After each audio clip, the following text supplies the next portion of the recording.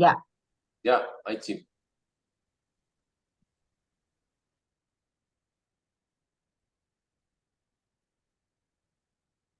Continuando con la presente tema de exposición, cabe mencionar que hay derechos y principios vulnerados dentro de la causa del señor Chaparro y Lapo, los mismos que tienen relación con la normativa nacional vigente. Tanto así que la Corte Interamericana de Derechos Humanos reconoce vulnerado en el presente caso de análisis el artículo 1.1 de la Convención concerniente a la obligación de respetar el derecho a la obligación de los estados firmantes a garantizar plenamente los derechos de todos. Claro ejemplo está en el artículo 1 de dicha convención americana, la cual menciona, los estados partes en esta convención se comprometen a respetar los derechos y libertades reconocidos en ella y a garantizar su libre y pleno ejercicio a toda persona que esté sujeta a su jurisdicción. Cabe mencionar que relacionando dicho artículo del convenio de este convenio de Naciones Americanas, está relacionado con el artículo 3 de la Constitución de la República del Ecuador, la cual menciona que son deberes primordiales del Estado. Uno, garantizar sin discriminación alguna el efectivo goce de los derechos establecidos en la Constitución y en los instrumentos internacionales. Cabe mencionar que con la relación del artículo 5.1 y 5.2, lo cual está en dicho análisis mencionando la vulneración supuestamente referente a la integridad del señor Chaparro y Lapo, tiene una correlación con el artículo 66, numeral 3 de la Constitución de la República del Ecuador, la cual menciona e incluye el respeto a la integridad psicológica, física y sexual, a poder vivir una vida libre de violencia, a la prohibición de tratos crueles e inhumanos y a la experimentación científica contraria a la prohibición de tratos, de esos mismos tratos.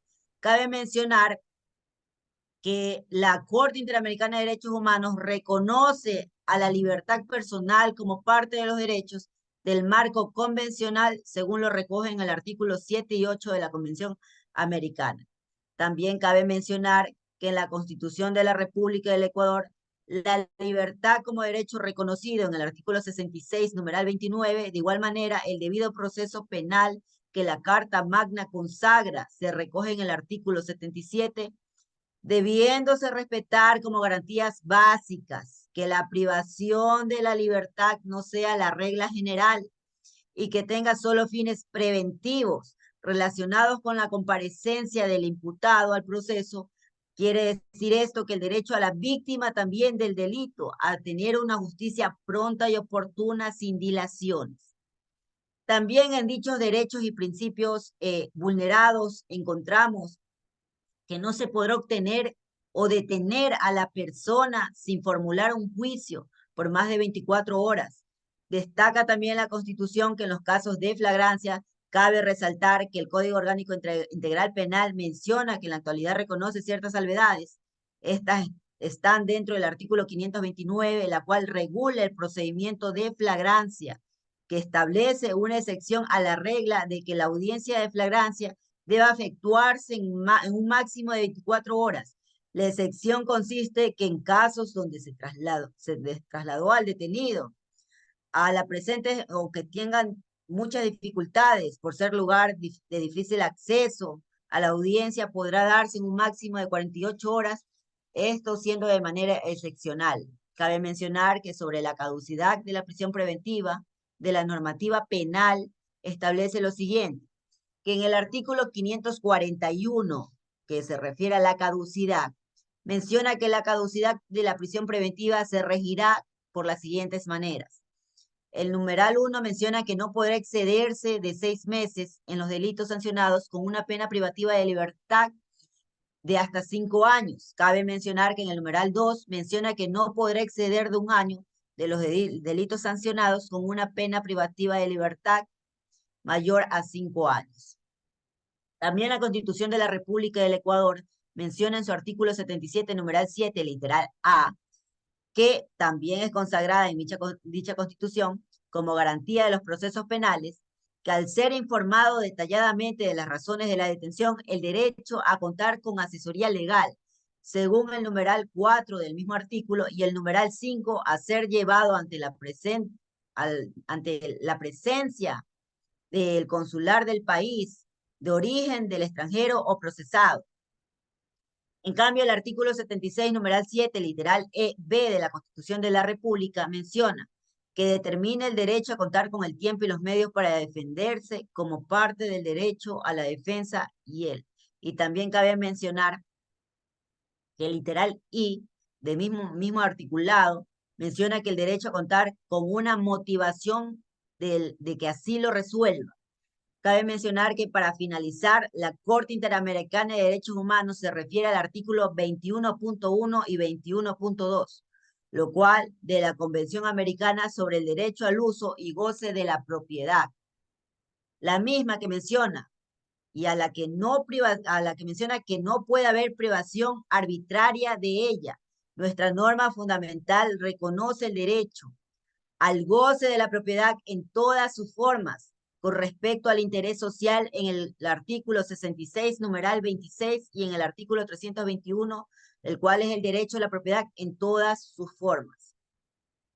El numeral 5 de dicho artículo menciona que, el numeral 4, perdón, en que el Tratado y Convenios Internacionales de la Corte Interamericana de Derechos Humanos motivó su sentencia con la Corte Interamericana de Derechos, la cual cita que dentro de su pronunciamiento jurisdiccional a la Convención de Viena sobre la relación consular, que en su artículo 36.1, literal B, reconoce el derecho de los extranjeros detenidos a contactarse con algún funcionario consular.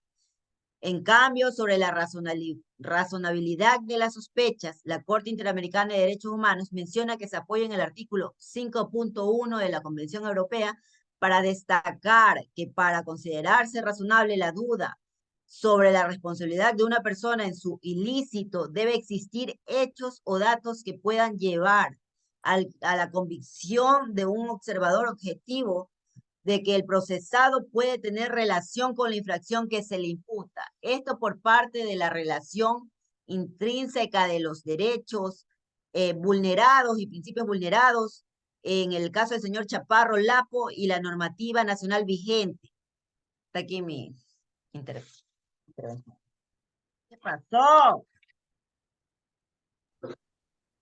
Muy bien, para continuar con la exposición de la exposición del grupo número 2, una vez que los compañeros han realizado un correcto análisis de los antecedentes de derecho y un prolijo y exhaustivo análisis respecto a este caso, me corresponde pronunciarme respecto a los precedentes que sentaron estos hechos y si la sentencia es vinculante o no para el Estado ecuatoriano. Bueno, recordemos que el Ecuador reconoció la jurisdicción contenciosa de la Corte Interamericana de Derechos Humanos desde el 24 de julio de 1984. Por tal razón, la Corte Interamericana es competente o fue competente para resolver el caso Chaparro, Álvarez y Lapo Iñiguez versus el Ecuador, en razón de las competencias que le atribuye el artículo 61 y 62.1 de la Corte Interamericana de Derechos Humanos.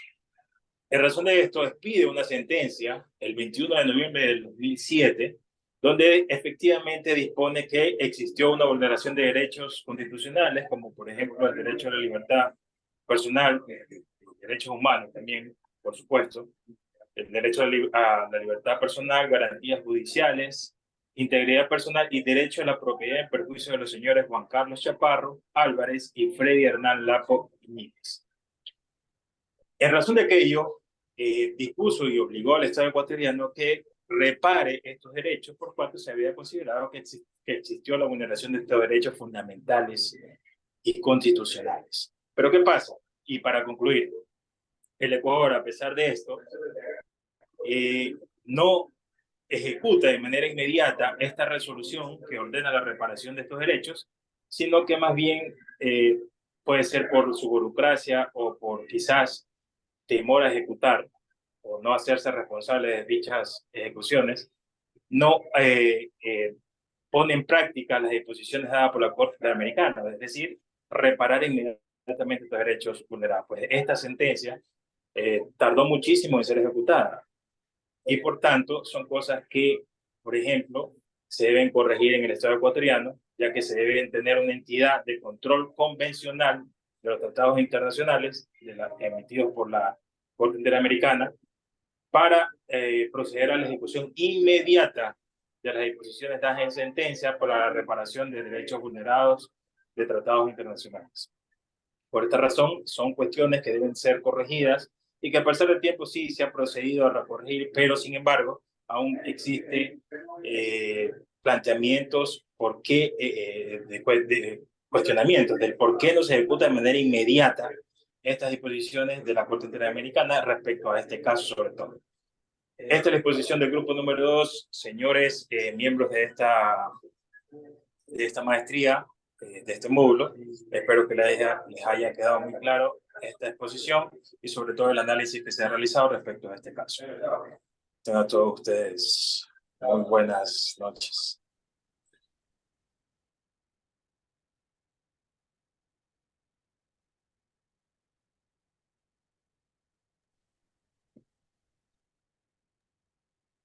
Listo.